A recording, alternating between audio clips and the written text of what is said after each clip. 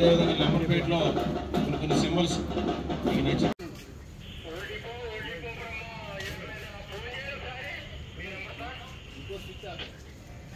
చెప్పండి. ఇది continue drive ఉంటుంది. నేను ముందు చెప్పినట్టు ఇందాక ఏం ఇన్స్ట్రక్షన్స్ చెప్పాను అవి ఇన్స్ట్రక్షన్స్ అన్ని కూడా ప్రతి వారికి కూడా ఇన్ఫార్మ్ చేయండి. అర్థమైందా బాబు? రాజకీయ నాయకులు కానీ మనకు నచ్చినటువంటి పర్సన్స్ వాళ్ళ యొక్క ఫొటోస్ పెట్టడం, ఇంకా ఏదో మోటార్ సైకిల్గా కాకుండా ఏదో ఒక నెంబర్ ప్లేట్కి బాస్ POSS బాస్ని 4055 నెంబర్ని POSS బాస్ గారు 8055 ఇలాగా. ఇప్పుడు ఒకళ్ళిద్దరు హెల్మెట్లు పట్టుకొని కనిపిస్తున్నారు, మిగతా వాళ్ళు నంబర్ ప్లేట్తో పాటు హెల్మెట్ కూడా తెచ్చుకొని చూపించి బండి తీసుకెళ్ళండి.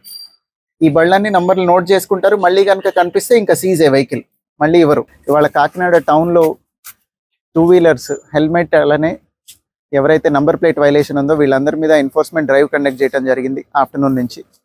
దానిలో ఒక 80 మందిని ఆపి వాళ్ళు ఇక్కడికి తీసుకొని వచ్చారు. వీళ్ళందరూ నంబర్ ప్లేట్ రూల్స్ ప్రకారం లేకపోవడం కానీ హెల్మెట్ లేకపోవడం కానీ కలిగి ఇక్కడికి వచ్చారు.